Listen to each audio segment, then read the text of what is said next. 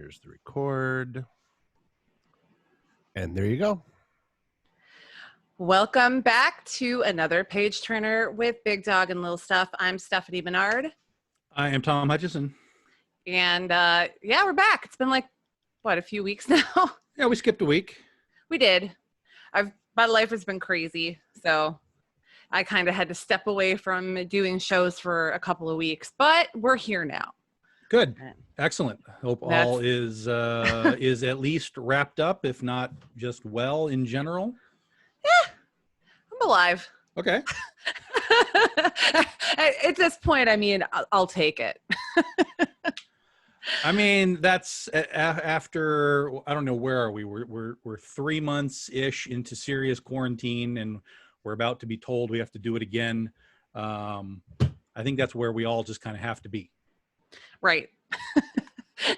Trying not to lose our minds, or, not losing them too much. Yeah, you can lose your mind. It's okay. There's plenty of writers that have lost their mind. You just have to kind of don't go all the way. I'm not going to remember his name. Cthulhu guy. Oh, H.P. Lovecraft? Yeah, don't go Lovecraft crazy. But, you can get a little loopy. Yeah, I think we're all kind of on that level. And some people handle it better than other people. Oh, for sure. I've mostly been handling it well, but then I'll have days where I'm just like, blah, and then I just want to, I don't know, run around and break shit. But I don't. It's going to be different for everybody, because there are extroverts who are just used to every day is whatever their schedule is. It's going to work, it's going to lunch, it's going to meet people, it's doing whatever it is that they do. And then there's introverts like myself who's like, I'm gonna go outside anyway. So it didn't really affect me that much outside of the inability to go do some conventions. But from just a business and a general life standpoint, for me, it's like, I mean, this is basically the room I'm in anyway.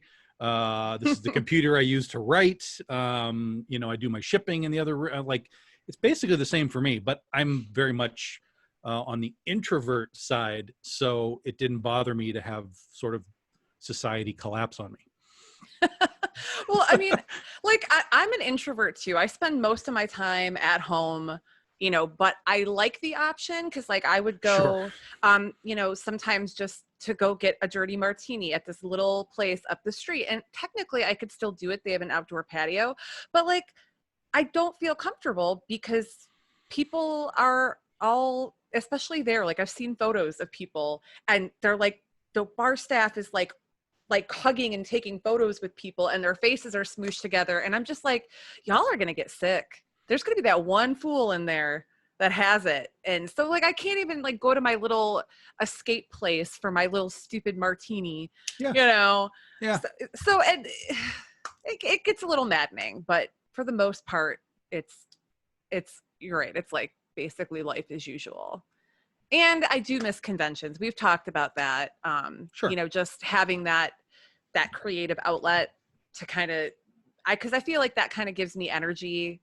I mean, as much as it drains all my energy because it's a lot of work, just being around my creative family really kind of lights a fire under my ass to keep creating. And, Sure.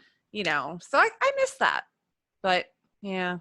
No, that makes sense. I mean, because even with things like Kickstarter and whatever, I mean, we kind of get a little bit of that energy back because we're active for a month of doing promotion and talking to people and so on, but it still isn't really the same as sitting down with somebody when you're done with the con and whatever. There's definitely, I poo-poo conventions a lot, but there's definitely advantages to at least having them available if you want to go do them versus just having them be like, whoop, no, you get nothing and you got to figure out a whole new way of doing things. Right. Well, and I think the whole mentality and I know it is for me, for a lot of people, doing the shelter in place and not being able to go places, is that because mentally, even if we haven't done a whole lot or we don't go out a lot, when all of a sudden we can't do it, it makes the want more urgent. And that's the whole thing with all this quarantine. This is the part that people don't understand. This is sociology 101. Mm-hmm. Listen, This is a country that was founded on the idea of you're not the boss of me. And here we are 200 years later, and you're surprised people are pissed off when you're telling them to do shit that they don't want to do. Like, right. This is 200 years of you're not the boss of me. So, you know, when things are just arbitrary, well, not arbitrarily, but just systematically taken away, you know, even like you said, just the ability to really go down to the bar and just have a drink. It's emotionally conflicting because you're like, yeah, I know why I can't do it, but right. I'm still me and I want to go do it. So it's a hard thing to kind of, you know, really accept. Yeah. I mean, I've been dying for some dill pickle soup from the cafe that I like in Hamtramck, but I'm like, I'm not going. They're open, but I'm not going to go because, you know, it's just like those little stupid things that I miss. But, you know, again, I'm not even complaining. I think I go a little nuts sometimes. That's all. Yeah. Yeah. I mean, I'm way more introverted than you are probably. And I can feel it sometimes. And I know I can see it in my attitudes. Like I'll be with family or something and I'll be snappy. And I know that it's just like, I need to go outside and just like not be in here anymore. So I've been walking again because I'm fat and lazy. And then I'm like, I'm gotta not be fat and lazy anymore. So I've been walking again, just trying to you know, get back in the habit of doing it. That's step one for those trying to lose weight. Step one is create the habit, and that's crazy hard because you have to do it every day, even if you don't want to freaking do it anymore. So I'm on day 9, consecutive day 9. Good job. Dropped a few pounds, so I'm in the right direction, but I'm still fat and lazy, so I have to keep going and not be this. So so the next step is just adjusting the food so that I'm not eating, you know, cereal and soda and, you know, just the slow gradual things that eventually lead to, okay, you're doing well now. Right. No, and you know, I just had to buy a treadmill because it's too hot. I cannot go ride my bike. I can't handle this weather. It is hot. You know, yeah. It's been 90 degrees plus here in Michigan for at least a week now. Yeah. And it's like, we have still a few more days and then it's going to go down to like the mid 80s for a couple days and then shoot back up to the 90s. So I just had to say, you got to get up and do it early. You got to get up and do it early. Like I was out walking today at about noon. That's not early, but it was noon. No. It was like 75. See, that's what I'm saying. Fat and lazy. It was like 75 at noon. And by the time I got back around, it was like, I don't know, 79. So, yeah, you just gotta find your way. I mean, that's it. You just got to find your way, whatever the way is. I mean, everybody's got their own way. It's just, keep doing it. Just like anything else, you just got to keep doing it and you'll get better at it and, you know, find the way that works. Yeah. Well, that's why I got a treadmill. Yeah. I'm not going outside. It's not happening. A, I get sunburnt really easy. B, I get like heat stroke really easy. So if I do any physical activity outside for longer than like 5 minutes, I pretty much think I'm going to die. I want to see you in like a Munster Mobile bicycle with like a umbrella over the top and like it's all black and weird. And like, that's the Steph Mobile. Yeah. I think I would rock that. I'd have to have like some fans or something on me too, but you know, that's a whole other story. Well, you rig it with like a little water thing that goes up so that it rains inside of your oh my god umbrella. That's perfection, right? And then I could do it. See, then you're riding in the rain all the time, which I'm good with that. You know, I was out in the rain last night. It was amazing. It's been so stuffy and, you know, I don't have a pool. I don't have like, you know, anybody that I know at the pool lives like far away. So, I saw that it was storming and I went outside and I just played around in it for a good 10 minutes and it was refreshing as hell. Yeah, you got to go outside. I know we're all supposed to be like inside, but you got to go outside. You got to get the sun. You got to get the wind in your face. You got to get fresh air. I mean, you got to go outside. Like literally, physically, you have to be outside or your body's just going to wither up. So take a little time and, You know, you don't have to go to a party, but just go outside. Yeah. Don't go to know, a party. do something.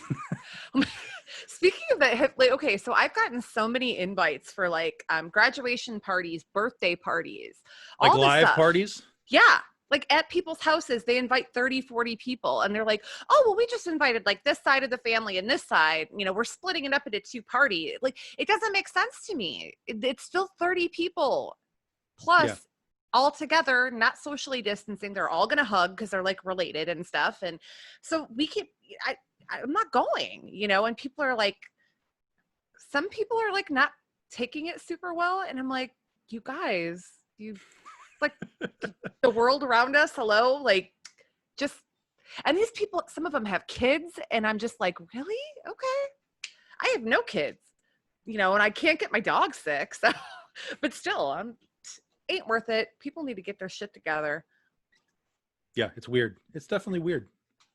I'm over it. So, all right, we're done talking about depressing crap like being stuck inside. We're going to talk about well, before we get into your 10-year. No, me. Well, me. this is just, I just want to say thank you to everybody who backed my Kickstarter. Oh, yes. That was all. Yes. I just want to say thank you. It was very successful. It's over with now, except for obviously fulfillment. And I just am waiting on a story, the bonus story, to get lettered. And then I can send my files to the printer and we're rocking and rolling. So nice. Thank you guys. Aeonian 3 will be here soon. And that was it. So now, okay, we'll talk about you now, Tom. Okay, me. So what you got going on, Tom? Tell us about that. This is, I don't even know if you saw this because it went so fast and it happened over the weekend. We did a little experiment on Kickstarter on Sunday. Sunday, it was National Bikini Day. And and so we did a single issue book, a reprinting of Critter, because it's Critter's 10-year anniversary. So we did a little 10-year anniversary special edition of the reprint of the first issue with a bikini cover. And we did 2 covers. There's a regular version and there's a foil version. That's all we did. There was nothing else. Well, we did add 3 extra story pages into the book as well. So it is sort of a bikini edition versus just a straight reprint. Right. But normally when we do our Kickstarters, they're a month long. There's like 10 covers. They're really big, extravagant things. Right. Now Kickstarter does a thing called Make 100 that usually is like a February, March event that they promote. I mean, it's like a them thing, but you can use it anytime you want to. So I was like, what if we did a Make 100 for this weird bikini thing? And what would happen? So basically we made 50 of each book. So that's our 100 books. We did 50 regulars, 50 foils. That was I was going to say, so for people that don't know what Make 100 is, you're supposed to make 100 of a thing. And that's it. It's supposed to be a very easy way to kind of try out Kickstarter and get your feet wet and make a simple thing. Right. And so we did 1 cover, 2 versions of it, 50 of each. There's our 100. I had no idea what the response would be. And we launched it at noon on Sunday, which is 4th of July weekend. I was like, who's paying attention? So I launched it and we funded it. It was $500. We funded it in like 3 minutes. And I was like, okay, well, I'm going to go take my walk and we'll see y'all later. By the time I got done walking around the lake, which is an hour, it was sold out. Like awesome. All 50 sets were gone in 1 hour. We had designed it to be a 25-hour campaign, thinking it might take a while to, get through it all. We sold out of the entire set in 1 hour. We had 0 dropouts the rest of the way. I have a line of people a mile long that are like, dude, how do I get one? I'm like, that's it, man. I mean, they're gone. How was I supposed to know what was going to happen? I mean, right. And I fully expected people to drop out because that always happens. I always get dropouts towards the end of the campaign. 0 dropouts. It was crazy. It was nuts. And it was really super fun.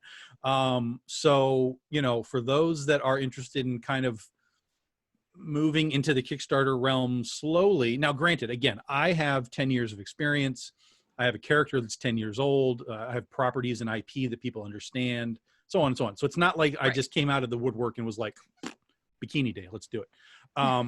But it's a very easy way to kind of get your feet wet and try out the platform and learn sort of how it works without overwhelming yourself with add-ons and multiple versions of this and that, and then figuring out shipping or whatever. So I'm going to end up shipping out, as it turns out, because I broke it down into like 40 sets, and then I had or 30 no 40 sets, and then I had 10 sets that I broke down individually. So if someone just wanted one of the covers, they could just buy one of the covers, but we sold everything. So I'll end up shipping like 60 sets.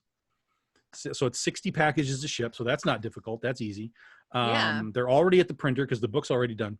So we'll have them next week, and we'll pop them out just in time for July 18th, which is the big Critter campaign, which is going to be for her legitimate 10-year anniversary, which we are going to do our first ever hardcover collected edition, which will be the first 5 issues that we did with her, the 0 that we did 10 years ago, and then the follow-up 4-issue miniseries that came out a year later. We're going to do a hardcover edition, and we're going to do a brand new trade paperback edition because all those are sold out. Right. We did like 2,000 of those. We got like 50 of them left. So we got to do a new trade paperback version as well. And then we're going to have some special extras. We're going to do, just like the Bikini Day, we're going to do some special single reprintings of Critter #1 with some guest artists, Nia Ruffino and so on. And so that's sort of the next step for us. But I did really like doing that Make 100 thing. So that's definitely something that we'll probably look at doing again in the future. Now, we don't even have to make it a Make 100. I mean, based on the response, I probably could have sold 100 sets instead of just 100 pieces. Right. So, we might make more and just say, look, it's Bikini Day again, but it's, now there's 100 of them to get instead of 50 of them. So I don't know, but, this is the kind of stuff that people that ask about Kickstarters, how do they work and how do you make them successful, whatever. This is the kind of stuff you got to watch. Right. You got to literally, you just got to watch Kickstarter and say, okay, how did that guy do what he did? How did that guy do what he did? How did that guy, this is successful. This is successful. This is not. Why? Ask yourself why. Go into the campaigns, jump around and figure out why these things are working or why they're not. Sometimes you don't know. Sometimes it's sort of arbitrary, but most of the time you can look at a campaign and say, they just didn't do it right. I mean, it's not aesthetically pleasing. It's confusing to look at. You don't know what you're buying. So there's definitely a lot of research that you can do, but it's not difficult. You're just looking at Kickstarters. What works, what doesn't, what excites you as a potential buyer that you could then translate into your campaign and say, okay, I think this is cool. Maybe I'll offer it to my people. And, it either works or it doesn't. Listen, we're all guessing anyway. Everything's a guess. You don't know if people are going to respond to the artist. You don't know if people are going to respond to the product itself, the story, the character. Like, you don't know. But one of the tricks is just kind of keep doing it. Obviously, if you're not successful, you have to retool. But if you are successful just barely, then at least you've got something that you can build on and say, okay, I'm going to do issue 2. But we have to modify a little bit and see if we can grow, but at least you have that success under your belt. Absolutely. Because you've got what? You just did 3, right? Aeonian was 3? Yeah, that's my 3rd one. And we had, which I'm glad we had about the same number of backers. So for me, like, that meant that we had, like, the people were coming back, which is really good.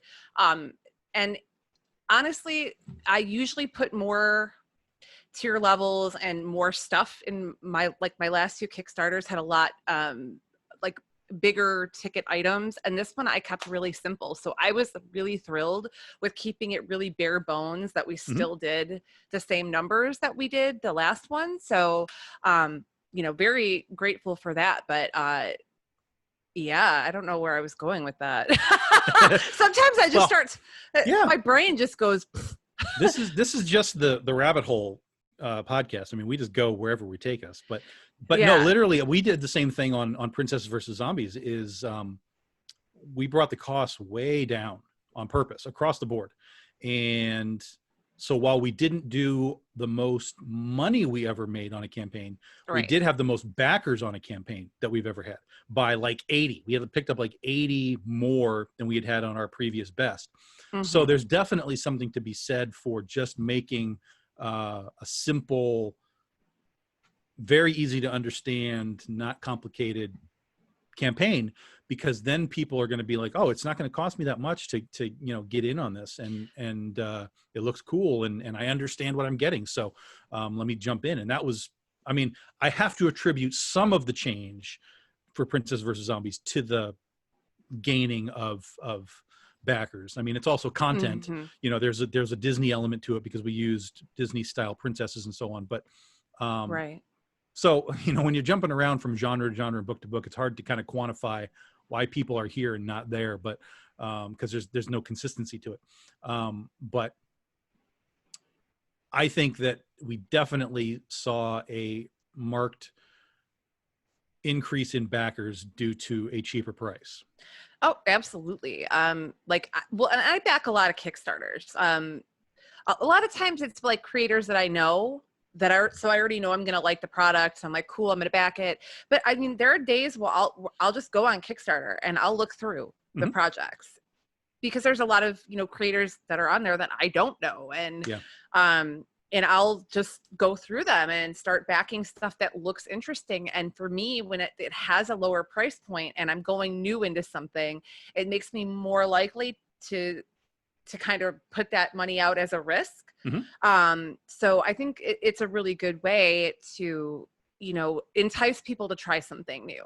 If the price point feels like, there was one Kickstarter that I feel like overcharged for shipping, because it's somebody that I think it was their first one, and that kind of deterred me, but I did it anyway against my own better judgment. Yeah, like $10 for a single issue. It was crazy. And I was, I'm like, okay, well, but see, that's the kind of thing though, I would, as a creator, I'll message that person and say, hey,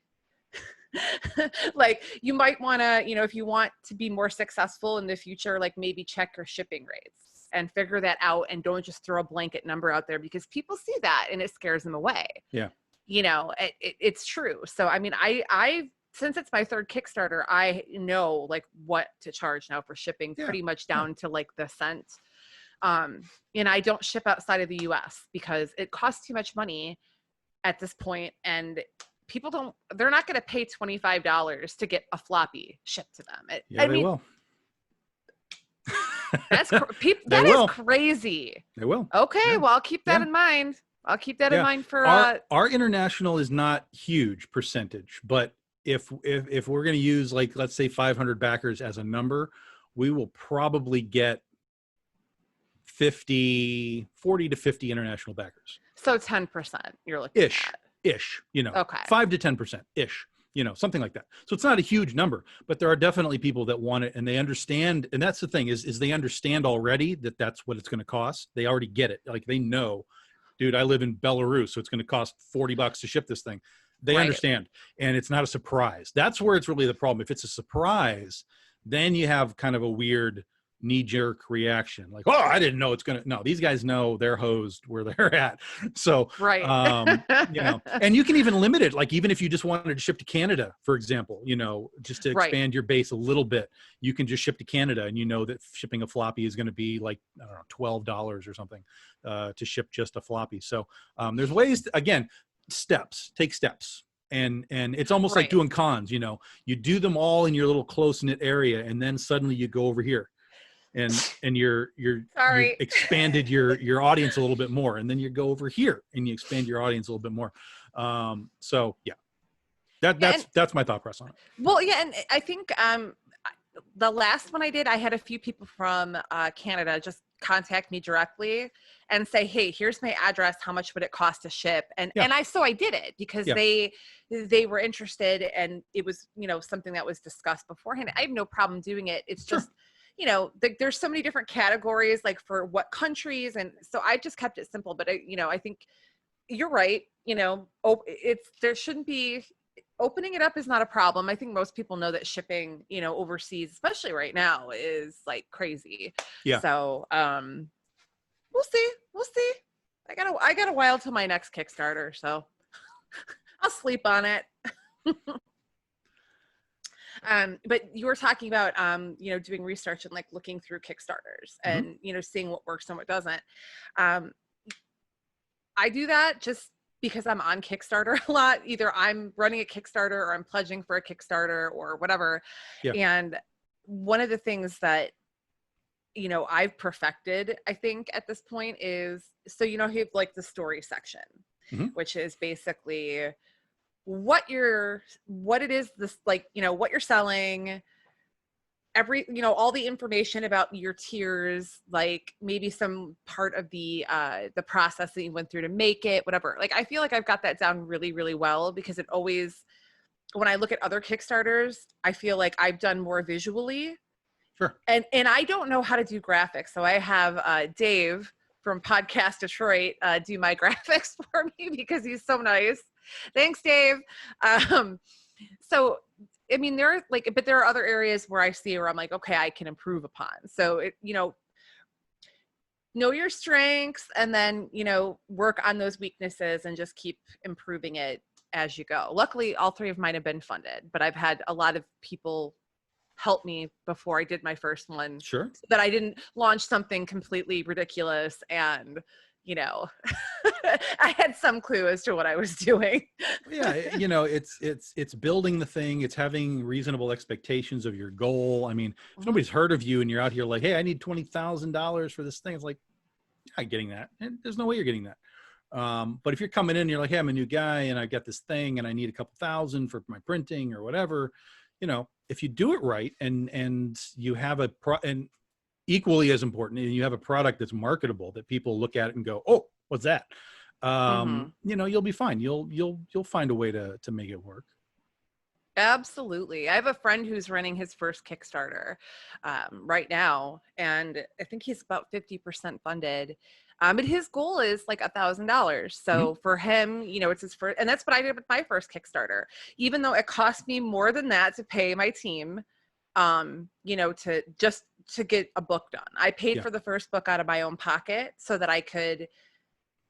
And so the Kickstarter was for printing, and then any extra funds would go to pay toward the next book. Yeah. Luckily, we made enough that I was able to pay for printing and for my whole next book. Good. So it worked out really well, even though I had such a low goal. Yeah. So it can work out, but I've learned that, like, so this one I did, my goal was 2,000, because that's closer to what my production costs are. Sure. For a comic, and I like to offer stretch goals, so I didn't want to put it at exactly what I needed, because I wanted to give people free stuff. Yeah, sure. Like, I definitely needed more than that to do what I wanted to do, and it worked out. But people are also now getting free stuff, so yay! People like the free stuff. We had on the last one, Princess versus Zombies. We were like, it was like $1,000 or so away from the last stretch goal, and we had like 2 hours left. And I was on live on Facebook, and with the group of BDI fans, just kind of counting it down, doing a little like New Year's celebration as we watched the clock tick down. And I was like, I don't know, guys, I don't know if we're going to get to that last goal. That's asking a lot to do that last $1,000 in whatever it is, an hour and a half. And all of a sudden it just started to tick, tick, tick, tick, tick, tick, tick, tick, tick, tick, tick, and we blew past it and went over the 30,000 mark. And I'm just sitting there on the screen, like, and it's funny because all the people that were watching that were live, they were just laughing their ass off, because I'm just sitting there like, what is going on? I don't even understand what's happening. I'm not posting anything. Like, I'm just sitting here talking, and all of a sudden this thing is just ticking. And I know that some of them watching were throwing in because I saw their names. It's like, William put in $5 or whatever. And I'm like, William, what are you doing? He's laughing and they're having a good time. And then all of a sudden it's just like, whew, through the roof. So it's really fun. And that's the other part of Kickstarters is it's not just about you and the product. It's about the community that you're generating. It's the people that want to see the book succeed. It's the people that want those freebies even, hey, we got to do whatever we can to make sure we unlock that last metal trading card or whatever it is. And the community that you build, that's how you build yourself in comics, is you have to build a community around what you do, and hopefully they like the book once they get it, and then and then hopefully they come back for the next issue. Yeah, well, if they don't like it, that must, then maybe you're in the wrong field. I feel like, if you're putting out a quality product, you're fine. Well, it's art, so art is very arbitrary. It's eye of the beholder. It's subjective. Subjective, yes. And so you have to understand who your market is, and this is something that I've been talking to people about lately. Is if you have a horror book, you got to make sure that you're yes, focused on getting those people's attention. Don't worry about the guys who do superheroes or whatever. If they happen to like horror too, that's fine. But you got to cultivate that starting point as your foundation, and then, build up from there. Absolutely. No, because I write mostly horror and I'm a huge horror fan, I just felt like it was really easy for me to connect with people like that were into horror, because I've already been connecting with these people forever. Exactly. Yep. And I know what I like to see in a horror comic or just in horror in general. So I brought the stuff that I liked and did it my way, but marketed it how it would have caught my eye. Yeah. And it worked. So I'm not mad. I ain't mad. Are you mad, bro? Mm-hmm. I know my base of crazy people just like me. Yeah. And then you just keep going, and eventually people will be like, oh, she's on 4, she's on 5. Oh my God, she's still going. What's going on? And you'll just find more people. It's just a natural thing that you will eventually just find more people organically. Right. The more that you do it. Well, and part of that is when people like something of yours and they tell other people about it too. It's, not even just necessarily it's nice when people review your books, and it's nice when if you have something on Amazon, if they put up, a review and a rating, because I have some of my books are on Amazon. So it's nice when people do that, but word of mouth too that does mean a lot, because when somebody is giving you a direct recommendation, a lot of times I think it just hits them okay, I do really have to check this out because this person likes it. Yeah. I feel like anyone who's waiting on a review for a book to buy it, they're probably not buying it anyway. It's the people that, if you're going to, conceptually, if you will like it. Now, obviously we all read books and watch movies that we think we'll like, and they're like, that was some shit. That was garbage. Yeah, and that happens. But for the most part, we just go. We just that looks interesting. I'm going to go. But if you're going to sit back and wait for someone else to tell you whether they liked it or not, who cares? That's not relevant. I'm way more interested in the people who are excited about it. And they're just like, dude, I got this book and look at this awesome cover. And then, oh, look, there's insides that are great too. That's the organic growth, not the, oh, I was reviewed on, Newsarama. Who cares? Right. Like I said, reviews are nice. There's nothing wrong with them, but yeah. Yeah, I do. I appreciate when people want to review my stuff, because, I do like constructive criticism. I do like to hear what people think. Yes. But yeah, it means more to me, to have that organic spread, like you said, just somebody saying to somebody that might never, they don't follow me on Facebook, they don't go to conventions, they don't have a window into what I do. Right. And a person's like, hey man, check this out. It's really good. Yeah. That means a lot more, because that's bringing people in that, again, might not be in the circle of like where my stuff is on the internet. Yeah, it's crazy to be on Facebook. Well, I mean, any social media, but on Facebook is what I use mostly. It's crazy to be on Facebook and just be like scrolling down, like, oh, okay, politics, here's the thing. And all of a sudden, here's just like a post with your stuff on it. Like somebody was so excited that their package showed up that they're like, look, here's my comic and here's my stickers and here's my stuff. And it's Tom and it's Nii and it's, you know, it's whoever. And it's just like, wow, that is awesome, because that's that excitement level, that's the infectious part where people are, whoever is on her feed and sees it as well is going to be like, oh, I've never seen this book. What are you talking about? What is this? And Right. then we all just keep growing together. Yep. I love how you're like, you're doing the Bob Dole with your pen. I was like, who was it that they made fun of on SNL for doing that? It was Bob Dole. Inadvertent political statement. Yeah, I know, right? I mean, maybe just having something in your hand makes you feel better. I don't know. It's it. You can point, you can smack people around with it. You See, can sign if you need to. I can point and smack people around with my bare hands. Well, and I have. So, you know, but that's like, I'm Sicilian, so I do like the whole hand talking thing. I noticed that the more that I've been doing these Zoom things, like I'm always pointing and like moving my arms around, and I'm like, I can never sit still. I'm very fidgety. Yeah. I don't know if anybody's noticed that, but I tend to do this type of thing. You keep it very much on the level, though. Directing traffic a little bit. And I mean, this has been kind of like the most fun change, you know, because I've been podcasting forever, and typically when I podcast, it's, you know, I'm in a studio and I either have my guests in, or they call in through Skype, or, you know, now we're using Zoom. Yep. And we didn't really like do any visuals. So like right now we're essentially doing a podcast, but we can see each other. Yes. It's a lot easier to not talk over each other, for one. Sure. And to read, like, you know, how people are reacting to topics, and it feels like it puts out a better podcast. So, yeah. I mean, and we've had anywhere between 5 to 8 people watching us here consistently. We've got comments in the room, and Podcast Detroit Facebook is where we're posting this video for those that are listening. If you want to watch us, you know, do our hand motions. It's on Podcast Detroit on Facebook, and we get a nice little group in here that comes in and chats with us as well. Everybody wants to see. We're gonna get, like, I think we should synchronize some hand movements, maybe little spirit fingers.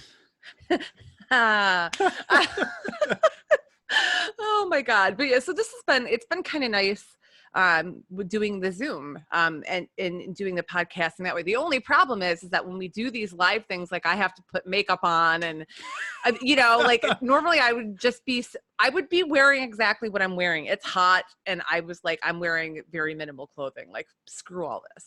But I wouldn't have put makeup on. I would just be like loafing around. I'd probably have, like, I don't know, I'd probably like be eating secretly, but like now I can't do that because everybody can see me. I did I've given up on the eating secretly part. I did a like we did the bikini day. We did goth day last month, and we had 3 hours of live video because we were just bringing artists in talking. And I was just like, I'm just going to eat my candy. And I just, you know, it's like, I'm just going to do it, guys. Just deal with it. Well, and when you're on that long too, like I feel like people, I mean, if you're on for 3 hours, you are going to need a snack. Like, and if people don't like it, then they don't have to watch you. As long as you're not like, I'm crunching my ice, and, you know, and everybody in the room's just laughing. They're like, what are you doing, Tom? You know, but at least, you know, move the mic away from your mouth. Yeah. Or like turn your head sideways, you know, you could try to be respectful while you're munching. Courtesy. Yes. Don't crunch the ice when your guest is talking. Yeah, rude. But so that it's been nice being able to, you know, podcast and like actually feel like I'm interacting more with the people that I'm talking to. I haven't done as many Way Station episodes where I'm interviewing people. That's kind of been put on a back burner. Just because there's a lot of other stuff going on, but I'm hoping to get some done because I feel like this will produce a lot more. Not saying that my interviews have been stilted at all, because I think I've become very good at them, but I think doing them like this, where you're like, you know, watching each other's body language and stuff, there's more to it. There's more to react to than just, you know, hearing it. Right. Yeah. And like, if I see that you're like going to shut up for like 4 seconds, I can make sure that there's no dead air. Which is what like I hate dead air. Like, so I'll ask a question. I did a few interviews like this. I'll ask a question, and they'll give like their answer, and it's really short. And I'm thinking, oh, there's going to be more to it. So I just wait, and they're not talking, and I just wait, and finally I'm like, okay, well, it's so awkward. Yeah, But sure. such is life. Yeah. Podcasting is taking on a new like final form here. Yeah. Oh yeah. Well, it's not final. It's whatever's next. But yeah, no, I know what you're saying. I mean, even with us, I mean, we've been doing this now for like about a year-ish. Actually, yes. Today, I saw something on my memories. I think it was yesterday so it's officially been a year. And officially my dogs are barking because they're officially jerks. Cute jerks, but jerks nonetheless. But yeah, it's been a year now. We've done this for a year and we still don't even have any clue what we're doing. I mean, there's no format. There's no like literally it's 15 minutes before the show and Stephanie's like, so what are we going to talk about? I'm like, I don't know. Whatever. We'll just talk. I mean, who cares, man? Yeah. And we've actually, we've got a few minutes left. So yeah, we did all this off the top of our heads. We just like to bullshit. Yeah. Well, I mean, I feel like we have shows where we just kind of knock it around and then we land on shows that are like really good and really like, okay, that was strong informational content. Right. Let's be sure we bullshit next time because that was way too heavy. We don't want to like blow people's minds every episode. Right. Every 4 episodes. Right. 3 bullshit, 1 really, really deep one. Yeah, well, and I actually have an idea for our next show because I was actually reading an article. So I'm going to tease it right now. Okay. For our next episode. I was reading something on Facebook, and actually while I'm talking about this, I'm going to look it up. Vault of Midnight, which is a popular comic shop. There's one in, I think, is it Grand Rapids? And then or is it Ann Arbor? It's Ann Arbor and Detroit, I think. Okay. They have been, okay. Yeah. They posted something today that, discusses the all the stuff that's kind of going on in the comic / video games / like board game industries, and how while they're not necessarily like pulling things off the shelf, that these people that have been called out for either you're talking about Cards Against Humanity. What's that? There's a whole article about it, and I'll send it to you so that you can read it for the next show. Sure. But on the store level, I mean, this comic shop is like taking into account these serious allegations about the people that are making these products, and they're not saying they won't necessarily carry them, but they're saying that it could sway.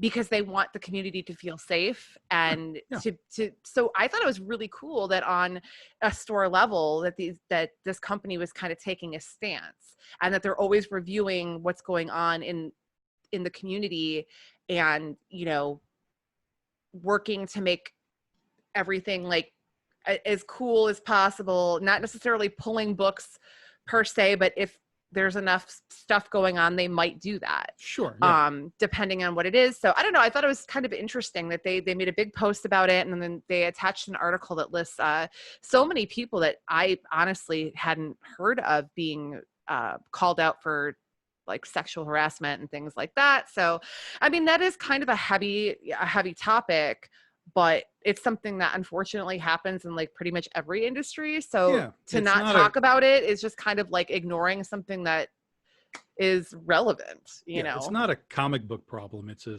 societal problem.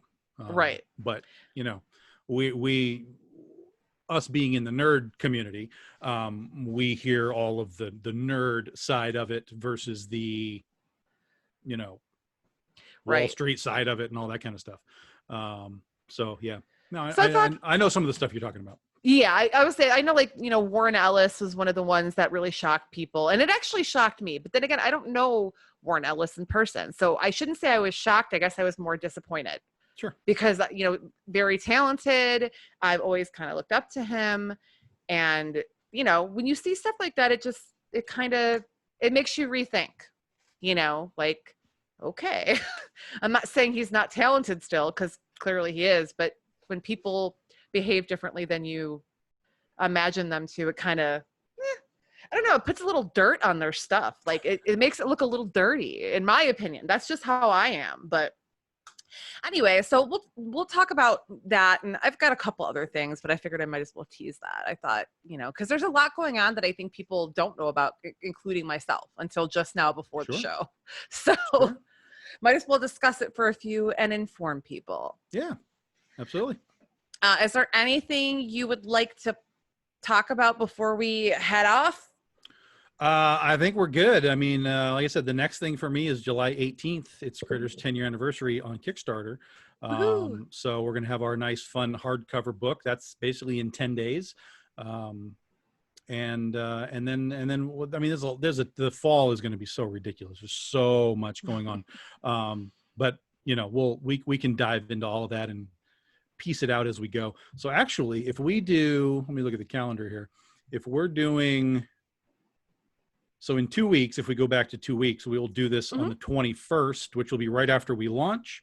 Perfect. So we can give you all a little update on how it's going and all that kind of stuff. And we'll do this all again. Yes, we will. Well, it's been fun. Thanks for being patient with me while, I was putting out fires in my life. Just fires left and right. I'm telling you, man, this year can go fuck itself. I'm not pulling any punches. Thank you guys so much for listening. We'll be back in 2 weeks, and be good to each other and be safe.